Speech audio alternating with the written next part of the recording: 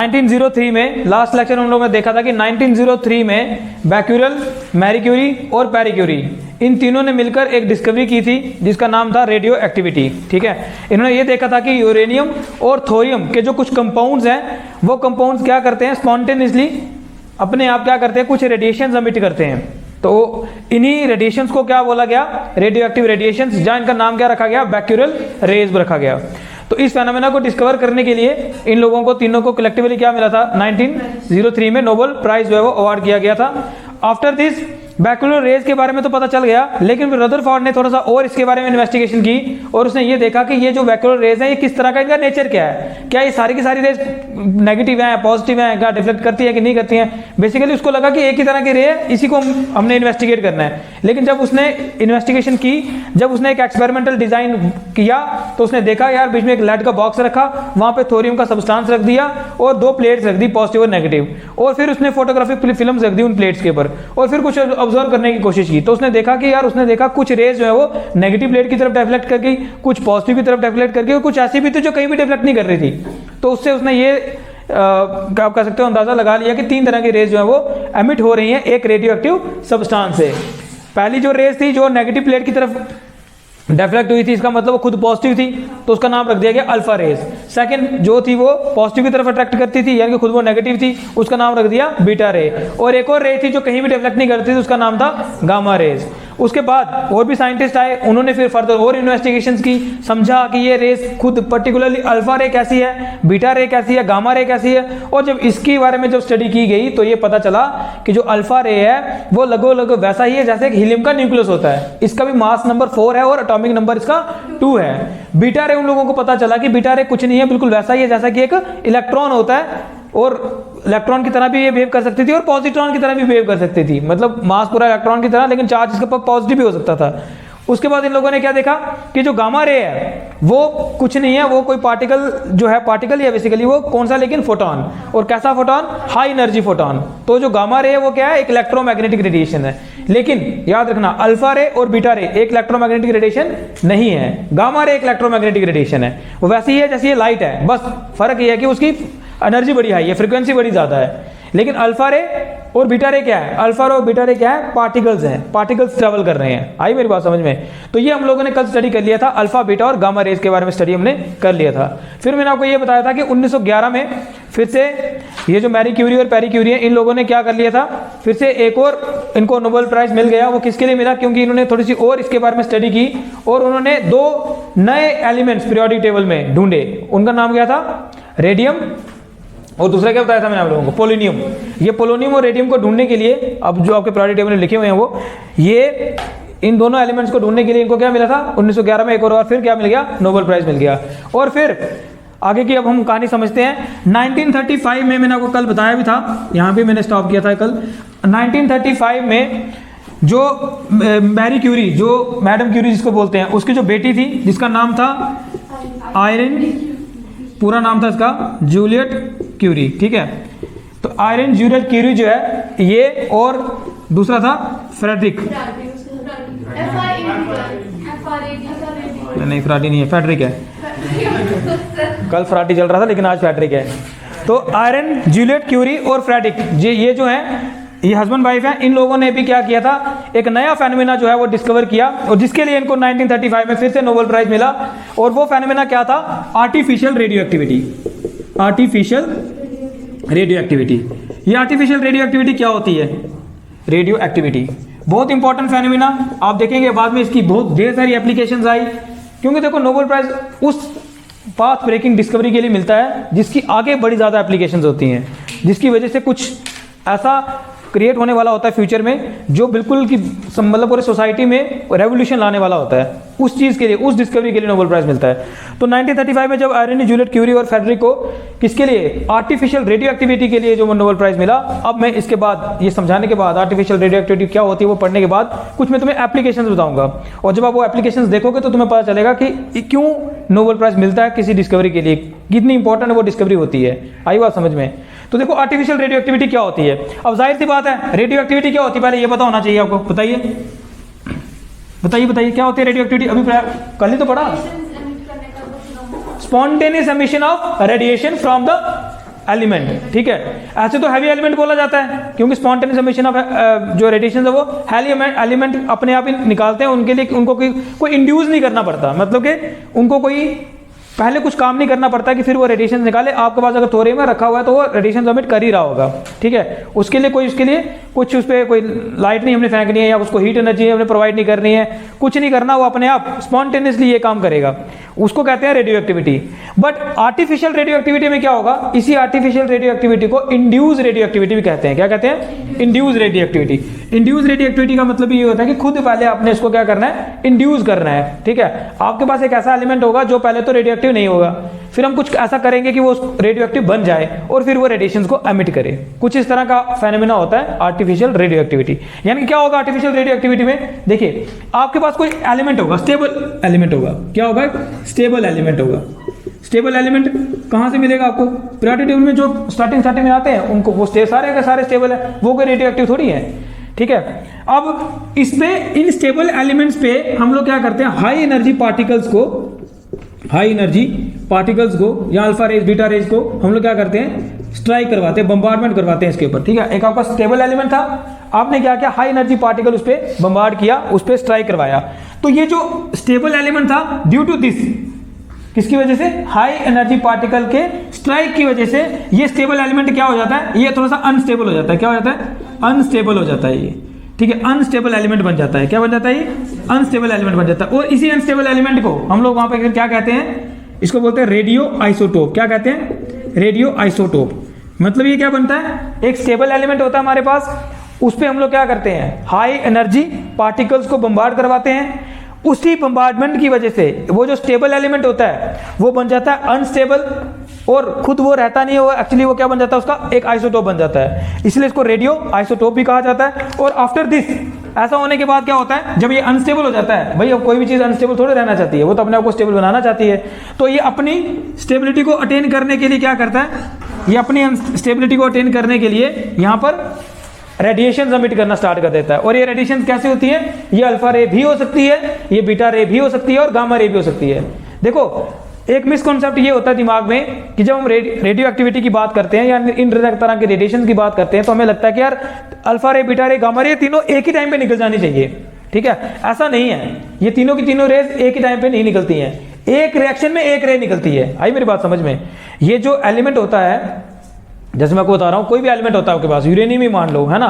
Uranium क्या करेगा, अपने आप को डिके करेगा, अपने आप को खत्म करेगा, ठीक है। वो क्या करता है, हो सकता है अब आगे जाके अगर और डिटेल में अगर रेडियो एक्टिविटी आप पढ़ोगे तो तुम्हें पता चलेगा कि एक ही पार्टिकल की बड़ी ज्यादा रिएक्शंस होती हैं। ये नहीं है कि यूरेनियम ने एक ही बार डिके किया और निकाल दिया उसने अल्फा रे भी बीटा रे भी गामा रे भी, ऐसे नहीं निकलती, तीनों की तीनों रेज इकट्ठी नहीं निकलती।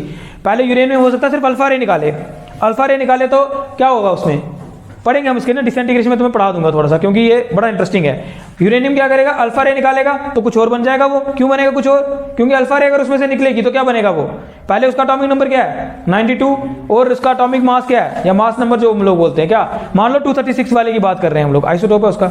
अगर उसमें से अल्फा रे निकली, अब वो क्या बन गया, 92 तो नहीं ना बना वो, अब क्या एटॉमिक नंबर बनेगा उसका।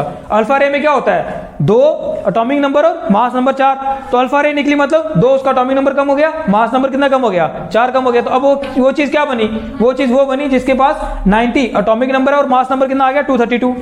वो जो एलिमेंट बना वो खुद रेडियो एक्टिव है। तो अब इसका मतलब यूरेनियम अभी भी रेडियो एक्टिव ही है। तो फिर वो क्या करेगा, वो पोलोनियम भी डिसइंटीग्रेट करेगा। अब हो सकता है जब वो पोलोनियम डिसइंटीग्रेट करे तो वो क्या बन जाए, वो क्या करे, इलेक्ट्रॉन को निकाले अपने आप से, मतलब बीटा रे निकाले। जरूरी नहीं है कि हर बार अल्फा रे निकलनी है, कोई जरूरी नहीं होता। कभी बीटा रे भी एमिट हो सकती है, कभी अल्फा रे भी एमिट हो सकती है, कभी गामा रे भी एमिट हो सकती है। वो डिपेंड करता है उस रिएक्शन पे, आप उस वो जो एलिमेंट है वो किस तरह से प्रोसीड कर रहा है, किस तरह की रिएक्शन को आगे चला रहा है। हम लोग particularly alpha decay, beta decay और गामा डीके के बारे में पढ़ेंगे। वहां पे मैं आपको वो रिएक्शंस बताऊंगा कि किस तरह से कौन सी रिएक्शन से क्या क्या इफेक्ट पड़ता है पेरेंट न्यूक्लियाई पे। जो न्यूक्लियाई डिसइंटीग्रेट कर रहा है उस पर क्या इफेक्ट पड़ता है, वो किस में बदलता है, और फिर आगे वो रिएक्शन कैसे प्रोसीड करता है, ये पूरा पूरा हम आगे जाके देखने वाले हैं। यहाँ पे मैं तुम्हें सिर्फ ये बता रहा हूँ कि यहाँ पर ये मिसकॉन्सेप्ट क्रिएट नहीं करना दिमाग में कि मैंने यहाँ पे कहा अनस्टेबल एलिमेंट और मैंने कहा भाई अल्फा रेज भी निकल सकती है, बीटा भी निकल सकती है, गामा भी निकल सकती है। ये निकल सकती है, तीनों में से कोई एक टाइम पे एक ही निकलने वाली है। ये नहीं है कि अनस्टेबल है तो तीनों ही निकाली, अल्फा रे भी निकालती, बीटा भी निकालती, गामा भी निकालती, एक ही रिएक्शन में। ऐसा नहीं होता। यही एलिमेंट 3-4 रिएक्शंस करेगा। हो सकता है एक बार अल्फा निकाल रहा हो, दूसरे बीटा निकाल रहा हो, तीसरी बार गामा रे निकाल रहा हो। आई मेरी बात समझ में? क्लियर? तो व्हाट इज एक, अब अगर आपको डेफिनेशन बनानी है इसकी तो बड़ा आसान है डेफिनेशन बनाना, कि मुश्किल है? बड़ा इजी हो गया। क्यों? क्या होगी इसकी डेफिनेशन? आप बोलोगे कि भैया आर्टिफिशियल रेडियो एक्टिविटी में क्या होता है? एक स्टेबल एलिमेंट होता है। क्या होता है? Stable element. कौन हो सकता है स्टेबल एलिमेंट? कुछ भी हो सकता है यार। ऑक्सीजन आपका स्टेबल है, नाइट्रोजन स्टेबल है, सिलिकॉन, फास्फोरस, एल्युमिनियम, ये सब स्टेबल एलिमेंट्स हैं। ये कोई रेडियो एक्टिव थोड़ी है। आयरन, ये सब स्टेबल है। तो आर्टिफिशियल रेडियो एक्टिविटी में एक स्टेबल एलिमेंट लिया जाता है, उस पे हाई एनर्जी पार्टिकल्स को बम्बार्ड किया जाता है। हाई एनर्जी सबसे ज्यादा किसकी है? गामा रे की भी है ना, अल्फा रे की भी है, और उसके बाद बीटा रे। इनमें से किसी भी एक रे को क्या किया जाएगा? इस पे बम्बार्ड किया जाएगा, इस पे ये रे स्ट्राइक करवाई जाएगी। ऐसा करने पर ये स्टेबल एलिमेंट क्या बन जाता है? अनस्टेबल हो जाता है। क्या हो जाता है? अनस्टेबल हो जाता है। जब ये अनस्टेबल होता है तो वो अनस्टेबल किस फॉर्म में होता है? ये एक रेडियो आइसोटोप बन चुका होता है। उसका क्या बन चुका होता है? एक रेडियो आइसोटोप बन चुका होता है। और क्योंकि फिर ये रेडियो आइसोटोप है और अनस्टेबल है, तो फिर ये क्या करेगा? ये अपने आप को डिसइंटीग्रेट करेगा, अपने आप में से अल्फा रे को एमिट करेगा, बीटा को करेगा, गामा को करेगा, इन तीनों में से किसी को भी करेगा। सिर्फ किस लिए? ताकि ये अपने आप को स्टेबल बना सके। हो सकता है सिर्फ एक बार अल्फा पार्टिकल निकाला और स्टेबल बन गया, काम खत्म। हो सकता है बीटा पार्टिकल निकालने से स्टेबल हो रहा हो सकता है गामा पार्टिकल निकालने से स्टेबल हो रहा हो। वो डिपेंड करता है कि किस तरह की रिएक्शन हम लोग प्रोसीड कर रहे हैं। ये जो फेनोमेना है, this phenomena is known as artificial radioactivity. यहां इसको क्या बोला जाता है? Induced radioactivity. क्या बोला जाता है? क्यों इंड्यूस्ड रेडियो एक्टिविटी? क्योंकि भाई पहले ये एलिमेंट पहले थोड़ी रेडियो एक्टिव है। ये कहां निकाल रहा है? अल्फा रे, बीटा रे, गामा रे नहीं निकाल रहा ना। तुमने कुछ किया, तुमने क्या किया? हाई एनर्जी पार्टिकल्स को बम्बार्ड किया, इसको बदल दिया किसी चीज में, अनस्टेबल बनाया खुद, और अनस्टेबल बनाने के बाद अब ये रेडियो एक्टिविटी का फेनोमेना शो कर रहा है। इसीलिए इसको आर्टिफिशियली आप लोग क्या कर रहे हो? रेडियो एक्टिविटी इसमें इंड्यूस करवा रहे हो। इसीलिए इसको आर्टिफिशियल रेडियो एक्टिविटी भी कहा जाता है, या फिर इंड्यूस रेडियो एक्टिविटी भी कहा जाता है। समझ आया? क्लियर हो गया बिल्कुल? अभी इसके बारे में थोड़ा और बातचीत करनी है हम लोगों ने। डेफिनेशन पता चली? किसको पता चल गई अच्छे से? भाई हाथ खड़े करा करो। ये तुम मुंडिया नीचे क्यों करते हो? तुम्हें समझ नहीं आती तुम्हारी। किसको समझ आ गया अच्छे से? नहीं आया समझ? आ गया ना? तो हाँ ना बोलो। आया? बस इतनी सी बात। आया? नहीं आया? किसको आया अच्छे से? हाँ अमन जी बताइए। अमन जी बताइए क्या होता है फेनोमेना रेडियो एक्टिविटी का, आर्टिफिशियल रेडियो एक्टिविटी का? जब हम किसी स्टेबल एलिमेंट में हाई एनर्जी पार्टिकल या रेडिएशन डालते हैं तो वो अनस्टेबल हो जाता है। फिर वो अनस्टेबल हो गया, फिर वो स्टेबल होने के लिए रेडिएशन शामिल करता है। भाई इसी को तुम अब इंग्लिश में नहीं लिख सकते हो क्या? When a stable element is bombarded with a high energy particle, then that stable element become unstable and start emitting radiations. This phenomena is known as artificial radioactivity. अब ये किताबी लैंग्वेज में उसको क्यों याद करना है तुम लोगों ने? ये जो लिखा हुआ है इसी को अपनी लैंग्वेज में लिखो। कैसे भी लिख सकते हो तुम? ऐसे बोल सकते हो व्हेन हाई एनर्जी पार्टिकल्स। देखो बड़े तरीके इसको बताने के, आप ऐसे भी बोल सकते थे when high energy particles bombarded on stable element it get unstable and start emitting radiations. This phenomena is known as artificial radioactivity. तो वो किताबी लैंग्वेज में जो डेफिनेशन है उसको क्यों याद करना है? आपको फेनोमेना समझ आ गया, इसको लिखो अपनी भाषा में जैसे तुम लिखना पसंद कर सकते हो, है ना? बताइए और कौन अच्छे से बताएगा इसको? सृष्टि जी बताइए। सर जब हम एक स्टेबल एलिमेंट के ऊपर हाई एनर्जी पार्टिकल्स को स्ट्राइक करते हैं उस केस में वो अनस्टेबल हो जाता है और वापस अपनी स्टेबिलिटी गेन करने के लिए वो रेडिएशंस एमिट करना स्टार्ट करता है। हाँ टाइम पे उसे हम रेडिएशन बोलते हैं। इस पूरे फिनोमेना को हम सिंपल है यार, इसमें क्या याद करने वाली बात है? मुझे बस ये समझ नहीं आती है अभी तक। और बताओ भाई, वॉलेंटरली बताओ किसको समझ आ गया? जो बिल्कुल बता सकता है सर मेरे को आ गया, बताता हूँ मैं क्या होता है। वॉलेंटियर को बनना नहीं चाहता है ना सर। आर्टिफिशियल रेडियो एक्टिविटी में सबसे पहले हम लोग एक स्टेबल एलिमेंट लेंगे। स्टेबल एलिमेंट हम कोई भी ले सकते हैं। जो प्रोडक्ट टेबल में सबसे पहले एलिमेंट्स आते हैं वो सारे स्टेबल होते हैं और जो बाद वाले आते हैं वो सारे अनस्टेबल होते हैं। ठीक है। तो सबसे पहले हमने स्टेबल एलिमेंट ले लिया और इसमें हमने हाई एनर्जी पार्टिकल स्ट्राइक करवा दिया, जिसकी वजह से ये हाई एनर्जी पार्टिकल स्ट्राइक करवाया ताकि इसको हम अनस्टेबल कर सके। इसको खुद कर रहे हैं, जानबूझ के कर रहे हैं, अनस्टेबल कर सके। तो जब ये अनस्टेबल होगा तो उसके बाद ये अपनी कुछ रेडिएशन एमिट करेगा जो 3 टाइप की होंगी, जो अल्फा रेज, बीटा रेज और गामा रेज होंगी। और तब इसको हम लोग रेडियो आइसोटोप बोलेंगे और हम इस पूरी फिनोमेना को आर्टिफिशियल रेडियो एक्टिविटी। बिल्कुल सही। आप बताइए भाई, समझाइए ये क्या चीज़ है, क्या समझ लिया हम? हाँ बिल्कुल। आर्टिफिशियल रेडियो एक्टिविटी एक प्रोसेस है जिसमें हम हाई एनर्जी पार्टिकल को एक कोई भी स्टेबल एलिमेंट हो उस पे स्ट्राइक कराते हैं जिससे वो अनस्टेबल हो जाता है और रेडिएशन एमिट करने लगता है टू गेन स्टेबिलिटी गेन करने के लिए। ये जो फेनोमेना है, ये जो हो रहा है, जो प्रोसेस है, इसी को तो बोलते हैं आर्टिफिशियल रेडियो एक्टिविटी। रणवीर जी बताइए। स्टेबल एलिमेंट में हाई एनर्जी पार्टिकल को स्ट्राइक कराएगी जिससे वो अनस्टेबल हो जाएंगे, और जब वो अनस्टेबल होगा उसको हम रेडियो आइसोटोप बोलेंगे, और वो तीन तरह की रेस को प्रोड्यूस करेगा, गामा रेज, अल्फा रेज और बीटा रेज। और इस प्रोसेस को क्या बोला जाएगा? Artificial radio activity. समझ आ गया अच्छे से? क्लियर हो गया? अब देखिए यही काम किसने किया था? यही काम 1935 में आयरन, जोलिट क्यूरी और फेडरिक क्यूरी ने किया था। उन लोगों ने किया था उसकी पर्टिकुलर रिएक्शन मैंने तुम्हें आज व्हाट्सएप पे ग्रुप में भेजी भी थी। वो क्या चीज़ है ना जो मैं भेजा ना, वो रिसर्च पेपर है। ये इनको जो नोबेल प्राइज मिलते हैं ना, ऐसे थोड़ी मिल जाते हैं। ये एक रिसर्च पेपर लिखते हैं, पहले कुछ एक्सपेरिमेंट कंडक्ट करते हैं, फिर कुछ रिसर्च करते हैं, वो रिसर्च पेपर होता है, वो रिसर्च पेपर फिर आगे भेजते हैं, फिर वो सिलेक्ट होता है और फिर उस पर बातचीत की जाती है, डिस्कशंस होती हैं, और अगर वो चीज़ सही पाई जाए तो फिर उनको अवार्ड मिलता है, या फिर अगर अवार्ड ना में मिले तो क्या होता है कि उसके कुछ पॉइंट्स होते हैं, वो आगे जाके आपको फिर अगर आप किसी जॉब में हो, मतलब अगर वो असिस्टेंट प्रोफेसर है तो वो उसको प्रमोशन के लिए वो हेल्प करती है, या और भी मतलब इस चीज़ का बड़ा फायदा होता है उनको।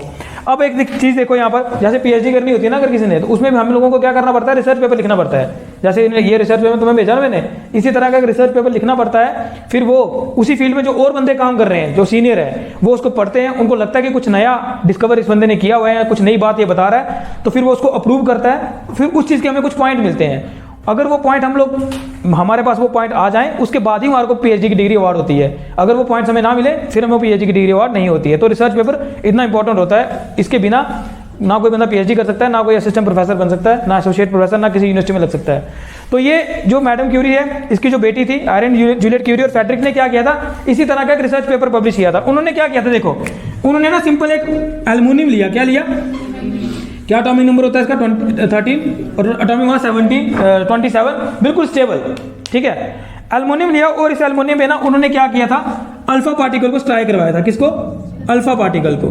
ठीक है, अल्फा पार्टिकल को जब स्ट्राइक करवाया तो कुछ रिएक्शन हुई। वही ये देखो, वही वाली बात हो रही है ना, स्टेबल एलिमेंट है, उस पर आप क्या कर रहे हो? हाई एनर्जी पार्टिकल को बम्बार्ड कर रहे हो। और फिर बना क्या? बना यहाँ पर फास्फोरस। क्या बना? फास्फोरस। फास्फोरस बना जिसका एटॉमिक नंबर था 15 और इसका एटॉमिक मास था 30। ठीक है, और एक निकला यहाँ से न्यूट्रॉन। क्या निकला? न्यूट्रॉन। देखो रिएक्शन पूरी बैलेंस होनी चाहिए। कैसे? 13 + 2 कितने हुए? 15। तो 15 ही प्रोटॉन है अभी भी। यहाँ पे देखो मास कितना है इसका? 27 + 4 कितना होता है? 31। तो देखो 30 इसके पास, 1 इसके पास, तो कुल मिला के कितना बना? 31 बन गया। यानी कि रिएक्शन पूरी बैलेंस है। यही रिएक्शन उन्होंने की थी और इसी रिएक्शन के लिए उनको नोबेल प्राइज मिला था। क्या किया था उन्होंने? सिंपल एल्युमिनियम लिया, उस पर अल्फा पार्टिकल को स्ट्राइक करवाया और फिर उनको जो एलिमेंट मिला, देखो उनको तो लग रहा था कि यार एलिमेंट मिला फास्फोरस, तो ये भी स्टेबल ही होना चाहिए था, ये अनस्टेबल थोड़ी होना चाहिए था। लेकिन उन्होंने क्या किया? ये जो अल्फा पार्टिकल्स का जो सोर्स था ना, ये हटा दिया, स्ट्राइक करवाया, हटा दिया। अब अल्फा पार्टिकल्स भी किसी रेडियो एक्टिव एलिमेंट से ही निकल रहा था, वो हटा दिया उन लोगों ने। जब उसको हटा दिया, कमरे में अब क्या चीज थी? सिर्फ क्या बचा था? फास्फोरस बचा था। लेकिन इस फास्फोरस का एक हाफ लाइफ पीरियड होता है। जो भी रेडियो एक्टिव एलिमेंट होता है ना, पढ़ना हमने कल इसी के बारे में बात करनी है। हाफ लाइफ पीरियड होता है, मतलब वो अपने आप को डिके करता है और अपनी लाइफ आधी कर रहा होता है, उसका कोई टाइम होता है। इसका हाफ लाइफ पीरियड था 2.5 मिनट। कितना? 2.5 मिनट। तो 2.5 मिनट में ना ये फास्फोरस अगर 10 ग्राम था ना तो 5 ग्राम रह जाता था। फिर वो 5 ग्राम का आधा 2.5 ग्राम होने के लिए क्या चाहिए होता है? फिर 2.5 मिनट चाहिए होते हैं। तो इसको बोलते हैं हाफ लाइफ पीरियड।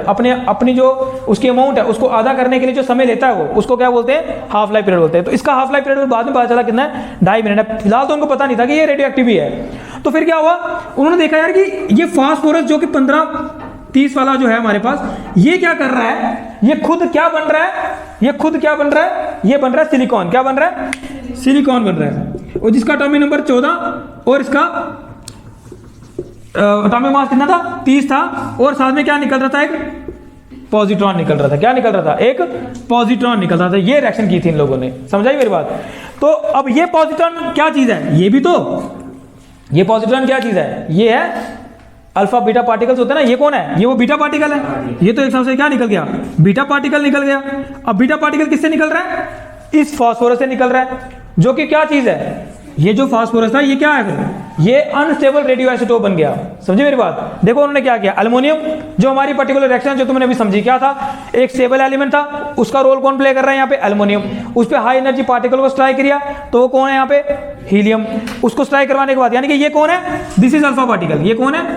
ये अल्फा पार्टिकल। अल्फा पार्टिकल को स्ट्राइक करवाया, तो उनको लगा कि हमें जो चीज मिलनी है वो स्टेबल ही मिलनी चाहिए, लेकिन उनको जो फास्फोरस मिला वो स्टेबल नहीं मिला, उनको जो फास्फोरस मिला वो स्टेबल नहीं मिला, ये अनस्टेबल था, ये अनस्टेबल फास्फोरस का आइसोटोप था। उसकी वजह से क्या हुआ, क्योंकि ये अनस्टेबल था तो इसने अपने आप को स्टेबल बनाने के लिए क्या किया, खुद ये भी डीके हो गया, डीके मतलब खुद अपने आप को खत्म कर देना, ये भी डीके हो गया, फास्फोरस का फास्फोरस नहीं रहा, क्या बन गया, सिलिकॉन बन गया, क्या बन गया, सिलिकॉन बन गया, और साथ में निकला एक पॉजिट्रॉन, क्या निकला, पॉजिट्रॉन। यानी कि उन्होंने क्या किया था ना, एल्युमिनियम की शीट रखी हुई थी, उस पर अल्फा पार्टिकल स्ट्राइक करवाए और भागे निकल गए वहां से, अल्फा पार्टिकल जो जिससे निकल रहा था उसको भी निकल लेके चले गए। बाद में उन्होंने देखा है 2-2.5 मिनट के बाद, 5 मिनट के बाद जब वो आए तब उन्होंने देखा कि इस रिएक्शन के अकॉर्डिंगली फास्फोरस बनना चाहिए था। उन्होंने देखा कि जो एलिमेंट बन गया है वो फास्फोरस है ही नहीं, वो क्या बन गया है, सिलिकॉन। और साथ में फोटोग्राफी शीट जिन्होंने आसपास लगाई हुई थी उस पर भी क्या होने लगा था, उस पर भी रेडिएशन अमिट होकर उसको भी वो इफेक्ट कर रही थी। इसका मतलब ये हुआ था कि अल्फा पार्टिकल को हटाने के बाद, अल्फा पार्टिकल को स्ट्राइक करवाने के बाद उन्होंने यहां रखा थोड़ी था कोई रेडियो एक्टिव एलिमेंट, फिर वो फोटोग्राफिक प्लेट क्यों इफेक्ट हुई थी, इसका मतलब ये फास्फोरस रेडियो एक्टिव था, ये फास्फोरस रेडियो एक्टिव था, जो कि एक कौन सा एलिमेंट है, ये तो लाइट एलिमेंट है, ये तो रेडियो एक्टिव नहीं होना चाहिए था, बट ये रेडियो एक्टिव था। और खुद जब ये रेडियो एक्टिव था तो इसने क्या किया, इसने भी डिके किया, इसने भी अल्फा रे क्या निकाली, यहाँ पे बीटा रे निकाली, क्या निकाली, बीटा रे निकाली, और खुद फास्फोरस का क्या बन गया, सिलिकॉन बन गया। तो इस तरह का फेनोमेना, ये तो लाइट एलिमेंट था, ये हैवी एलिमेंट थोड़ी था, ये तो लाइट एलिमेंट था, लाइट एलिमेंट ने भी क्या कर दिया, रेडियो एक्टिविटी का फेनोमेना शो करना शुरू कर दिया। तो इसको बोला गया आर्टिफिशियल रेडियो एक्टिविटी, क्या बोला गया, आर्टिफिशियल रेडियो एक्टिविटी। ये वो रिएक्शन थी, ये वो रिएक्शन थी जो क्यूरी ने और फेडरिक ने की थी, कंप्लीट एक्सपेरिमेंट किया था, फिर ये रिएक्शन लिखी थी और इसी रिएक्शन पे इनको नोबेल प्राइज मिला था। इसी को बोलते हैं आर्टिफिशियल रेडियो एक्टिविटी, क्या बोलते हैं, ये तो फिर एक रिएक्शन थी ना। अब उसके बाद जब पता चल गया कि यार आर्टिफिशियली हम रेडियो एक्टिविटी क्रिएट कर सकते हैं, फिर तो और भी बड़ी चीजों को किया गया, एल्युमिनियम की जगह यहाँ पे कुछ और ले लो तुम लोग, है ना, जैसे सोडियम ले लिया, उस पर अल्फा पार्टिकल को स्ट्राइक करवाया तो उसका भी कुछ बना, तो वो भी रेडियो एक्टिव सब्सटेंस बन गया। कोबाल्ट का बड़ा ज्यादा यूज होता है, कोबाल्ट को किया गया, फास्फोरस को किया गया। तो ढेर सारे radio active elements, lighter elements का भी, ढेर सारे लाइटर एलिमेंट जो होते हैं उनको भी रेडियो एक्टिव सब्सटेंस में क्या करके कन्वर्ट करके हम लोग कन्वर्ट कर सकते थे with help of artificial radio activity. और फिर इनका आ गया कि ढेर सारी एप्लीकेशंस है, फिर इनको यूज भी किया गया। आई मेरी बात समझ में, क्लियर हो गया, एक बार फिर से समझाता हूं, उसके बाद फिर तुम लोगों ने मुझे एक्सप्लेन करना है, ठीक है, ध्यान से सुनना।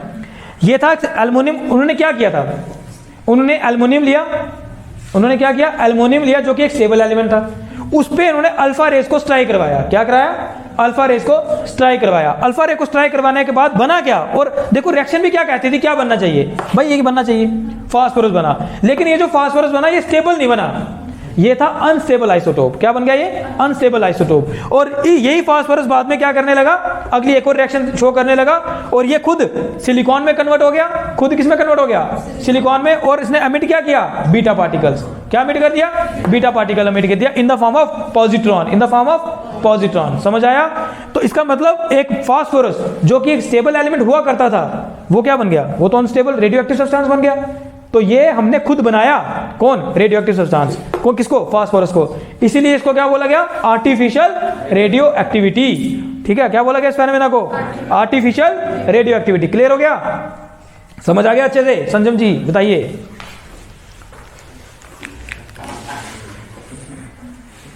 आम जनता आपकी आवाज सुनने के लिए तरस रही है। हाँ, पहले हमने एल्युमिनियम लिया है ना, फिर उस पे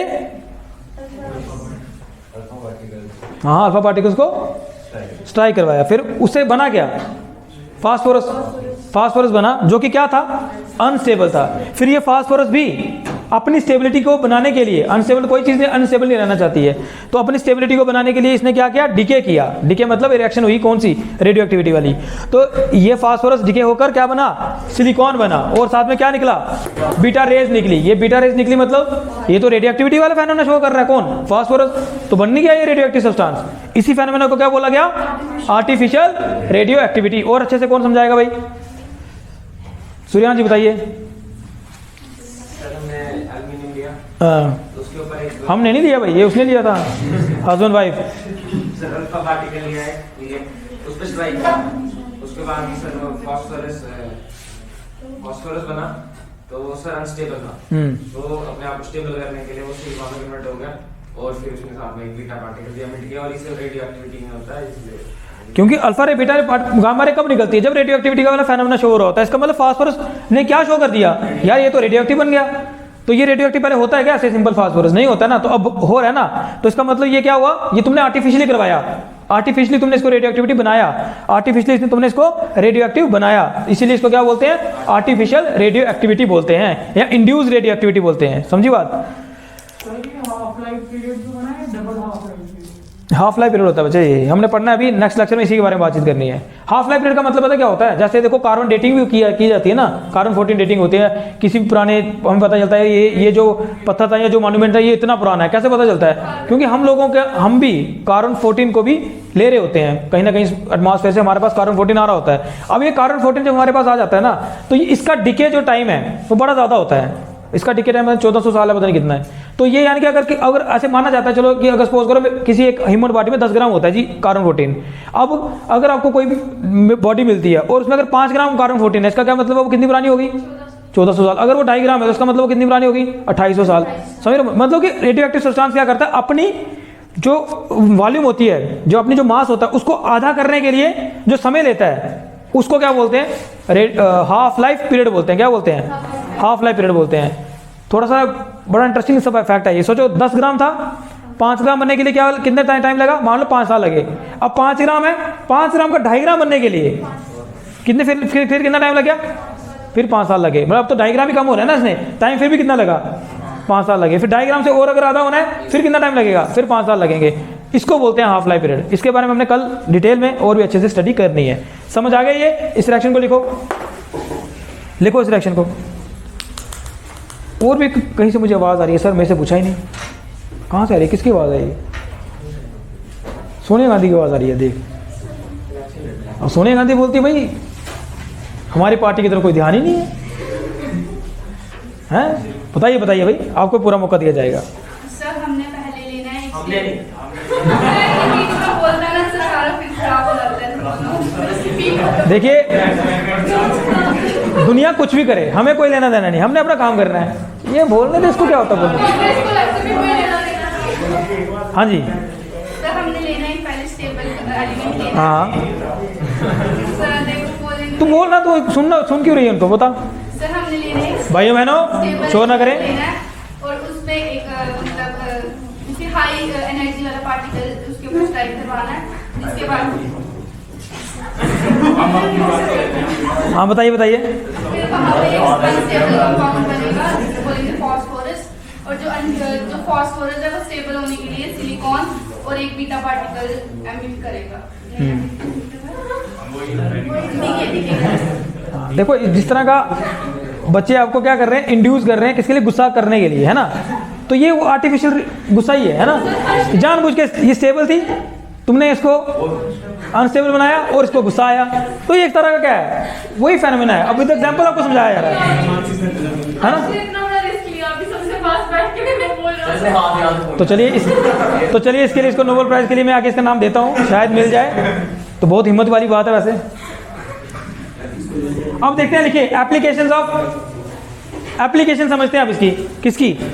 आर्टिफिशियल रेडियो एक्टिविटी जो आ गई हमारे पास, इसकी एप्लीकेशन समझते हैं। लिखो applications of induce radio activity या रेडियो आइसोटॉप्स लिखो यार। एप्लीकेशंस ऑफ रेडियो आइसोटॉप्स, ये क्या बना? रेडियो आइसोटॉप बना ना। अब इसकी एप्लीकेशन चेक करते हैं, बड़ी इंटरेस्टिंग एप्लीकेशंस है। एप्लीकेशंस ऑफ रेडियो आइसोटॉप्स, देखिए सबसे पहले एप्लीकेशन समझते हैं। एक हमारे पास आयोडीन है जिसका एटॉमिक मास कितना बनता है? 131 बनता है। आइसोटोप है ये, आयोडीन है ना? आयोडीन जो है इसका एटॉमिक मास है 131, ये भी एक आइसोटोप है। और ये जो आयोडीन 131 है, रेडियो आइसोटोप जो है, कैसे बनाते हैं वो तुम्हें पता चल गया है ना? हैवी एलिमेंट से इसको स्ट्राइक करवाया होगा, फिर इसका रेडियो आइसोटोप बना होगा। तो ये जो आइसोटोप है कौन सा? आयोडीन का 131, ये बड़ा ज़्यादा यूज होता है किसके लिए? ब्रेन ट्यूमर की, जो ब्रेन ट्यूमर होता है ना उसको ठीक करने के लिए, ब्रेन ट्यूमर को ठीक करने के लिए यूज होता है क्या? आयोडीन 131। ठीक है। उसके बाद एक और है हमारे पास, देखो सोडियम के भी आइसोटोप्स होते हैं, यूज होते हैं, तो याद रखना, लिख लो इसको, लिख लो। Iodine 131 is used for the treatment of brain tumours. अगला लिखेंगे ना, देखो iodine 131 is used for the treatment of brain tumour. तो देखिए ब्रेन ट्यूमर का भी इलाज होने से हो सकता है अगर आपके पास आयोडीन 131 हो, यानी कि अब ये क्यूरी ने अगर ये नहीं बताया होता तो हमें रेडियो आइसोटोप नहीं पता होता, रेडियो आइसोटोप नहीं पता होता तो आज ब्रेन ट्यूमर का कोई इलाज नहीं होता, लेकिन आज है। सर जो रेडिएशन वाली थेरेपी होती है उसमें हाँ उसमें ये यूज़ होता है। वही है मेरे सामने। यार मैं ट्रीटमेंट के लिए चलिए आ जाए आप देखो कैसे आप इधर मुड़ो ना, इधर इधर क्लास में इधर इसकी दूसरी ऐसे ऐसे मुड़ जाए ना। बड़ी नाम का डेस्क पे मिलेगा। हाँ अब सुनो, बातें नहीं भाई, देखो पता क्या होता है, एक लिमिट होती है, उसके बाद क्या होता है कि हाँ रेडियो एक्टिविटी की वजह से इंडक्शन हो सकती है, उससे गुस्सा आ सकता है। जो गुस्सा आ सकता है तो मैंने आपको कल बताया था, और तुम लोग जानते भी हो इस चीज़ को अच्छे से, तुम तो पुराने खिलाड़ी हो, तुम्हें पता है जब गुस्सा आता है तो क्या होता है ना। हाँ तो लात पड़ती है तो बाहर जाना पड़ता है। तो आप क्यों चाहते हो कि वो वाला एनवायरनमेंट क्रिएट हो? अगर अच्छे हंसे हंस खेल के काम चल रहा है तो मतलब कोई जरूरी है क्या उस चीज़ को, वो पुराने दिन याद करना जरूरी है क्या? तब तो क्या था, तुम 11th में थे तो छोटे भी थे, तो चलो अब बड़े, अब 12th में हो, बड़े हो गए हो। यार तुम सच बताओ, इसकी हाइट कितनी थी 11वीं में कि नहीं था? सच बताओ, सूर्यांश जी इतना था सर आज छुट्टी है। मैं उसका बोलता हाँ छुट्टी है। अब ये ऐसे बोलता है सर क्या कर रहे हो? अब इतना फर्क हो गया है, अब अच्छा लगता है कि इसको डांटो, बताओ है ना। सर अंदाज करके घर पे की ना उनकी खुद भी छोटी है। तो मतलब इसीलिए अपना भी इज्जत का लिहाज रखो, है ना। तो देखिए एक और बड़ा ज़्यादा इंपॉर्टेंट एप्लीकेशन है। देखो ये जो था ना हमारे पास हार्ट अटैक वगैरह आजकल ये बीमारी बड़ी ज़्यादा हो रही है ना, बीपी के पेशेंट्स बड़े ज़्यादा हो रहे हैं। ये जो ब्लड प्रेशर इंक्रीज होता है, बीपी हाई होता है, इसका रीज़न क्या होता है बेसिकली?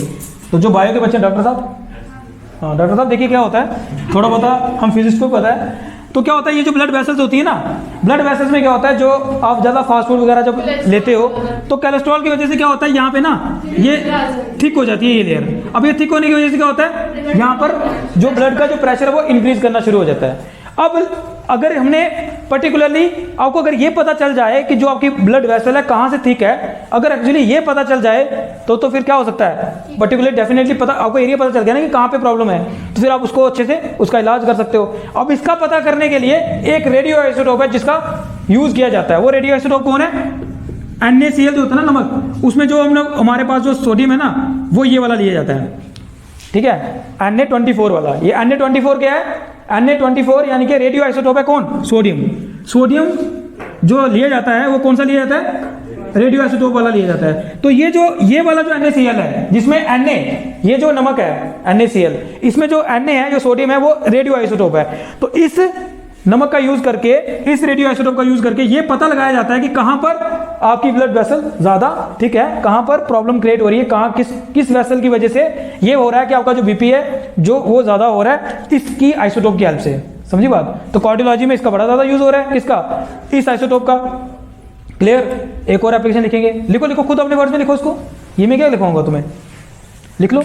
Na24Cl is used.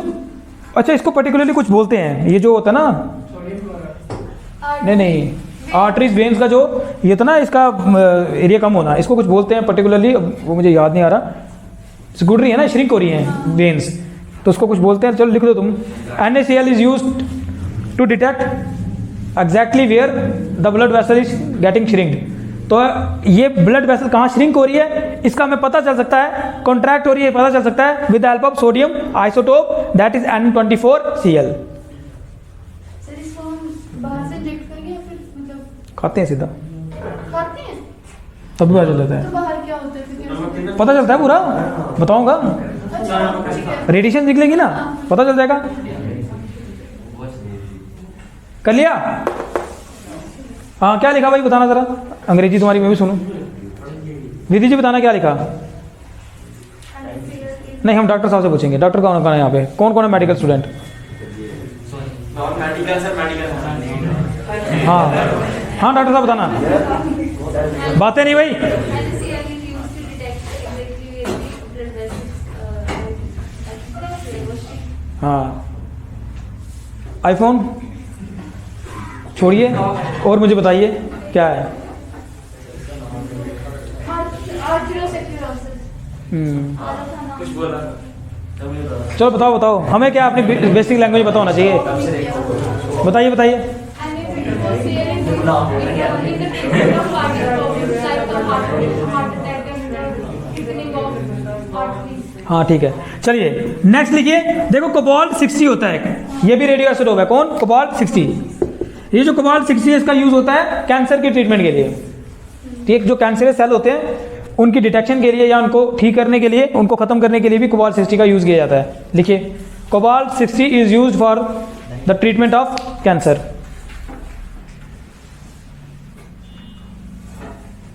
ठीक है, लेकिन ये चीज किसी सिगरेट पीने वाले को मत बता देना। वो कहेगा क्या है, वो उसमें लिखा था कैंसर होगा, ऐसे हुआ था, फिर क्या हुआ? कोबाल्ट 60 ठीक भी होता है ना? नहीं वही उसको मत बताना, तभी बोल रहा हूँ। ठीक है जी, नेक्स्ट देखते हैं। देखिए, एक होता है फास्फोरस 32।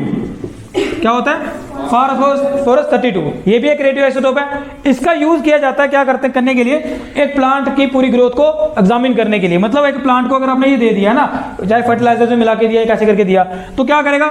ये जो प्लांट होगा, यहाँ पर देखिए इस तरह से हमारे पास, अगर आपने पानी में भी मिला के देते हैं इसको ना, सोल्यूशन बना के दे दिया, तो अब क्या होगा? ये फास्फोरस जहाँ जहाँ जाएगा तो वहाँ पे क्या होगा? रेडियो एक्टिविटी का सिग्नल आता जाएगा आपके पास। तो पानी किस तरह से या न्यूट्रिएंट्स किस तरह से रूट से लीफ तक जाते हैं, उसका एग्जैक्ट इन्वेस्टिगेशन हम लोग कर सकते हैं अगर हम लोग कोई एक रेडियो आइसोटोप उसके जो न्यूट्रिएंट है या उसके में जो वाटर हम लोग दे रहे हैं, अगर उसमें दे देंगे, मिला देंगे, तो क्या होगा? जैसे जैसे पानी ऊपर तक जाता जाएगा तो क्या होगा? ये फास्फोरस में जाएगा, फास्फोरस में जाएगा तो क्या होगा? ये तो रेडियो आइसोटोप है। और रेडियो आइसोटोप है तो क्या होगा? ये तो यहाँ अल्फा रे निकाल रहा होगा या बीटा या गामा, तो वो रेज निकल रही होंगी।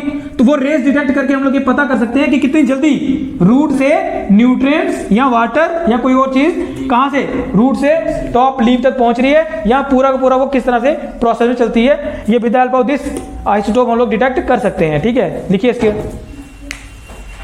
लिखो लिखो, ये जो मैंने समझाया ना अभी, इसी को लिखना तुमने अंग्रेजी भाषा में। हाँ लिखो लिखो लिखो, जल्दी करो जल्दी। चलिए कर लिया।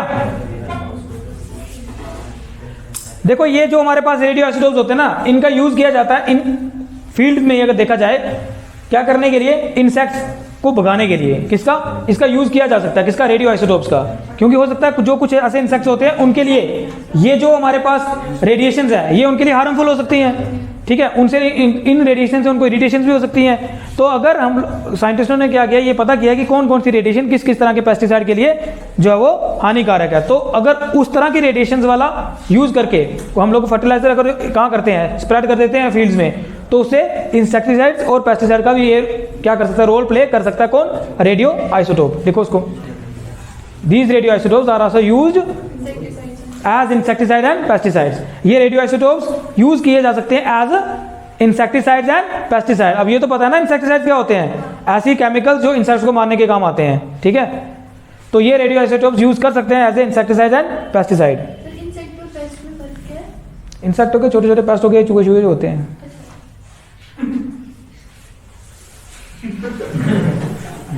हंसी। अच्छा, ये रेडियो आइसोटोप एक काम है, उसके लिए भी यूज होते हैं। क्या?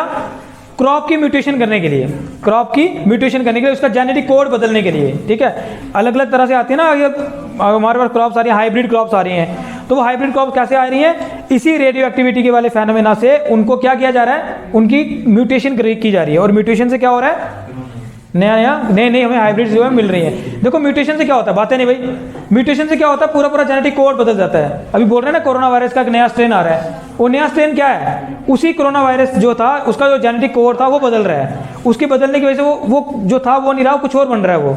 और वो हो सकता है ज़्यादा खतरनाक भी हो सकता है और कम खतरनाक भी हो सकता है। तो इसी को बोलते हैं म्यूटेशन। इसी तरह से हम लोग रेडियो एक्टिविटी फेनोमेना से, इसी रेडियो आइसोटोप की हेल्प से क्रॉप जो होती है, उसके जो सीड्स होते हैं, उनमें भी क्या कर सकते हैं? म्यूटेशन कर सकते हैं, उनका जेनेटिक कोड भी बदल सकते हैं। और हमारे लिए वो अच्छा भी हो सकता है, क्योंकि कुछ ऐसी, सोचो अगर ऐसी क्रॉप हो जिसमें जो कभी खराब ही ना हो, पहले से उसका जेनेटिक सीक्वेंस ऐसी हो कि वो कभी खराब ना हो, तो हमारे लिए ज़्यादा बेटर है। या ज़्यादा प्रोडक्शन करके दे तुम्हें, वो ज़्यादा बेटर है। तो ये सब कुछ पॉसिबल हो सकता है with the help of radio isotope. लिखो उसको, radio isotopes are used to do crop mutation, ठीक है।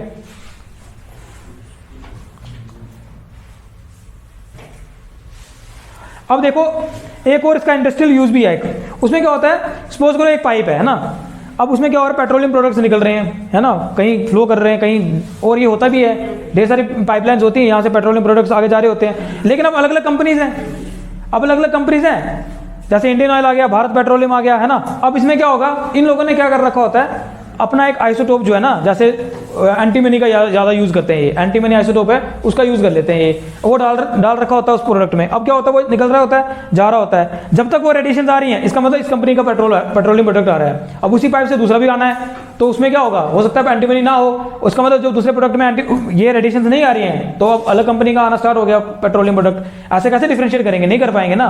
तो सिंगल पाइपलाइन से अगर अलग अलग पेट्रोलियम प्रोडक्ट्स हमने क्या करने, फ्लो करवाने हैं, तो उसको फिर डिफरेंशिएट करना है, तो वो डिफरेंशिएट कैसे किया जा सकता है, with the help of these radio isotopes से हम लोग कर सकते हैं, ये भी लिख सकते हो। और कोई यूज तुम मुझे बताओ रेडियो आइसोटोप का,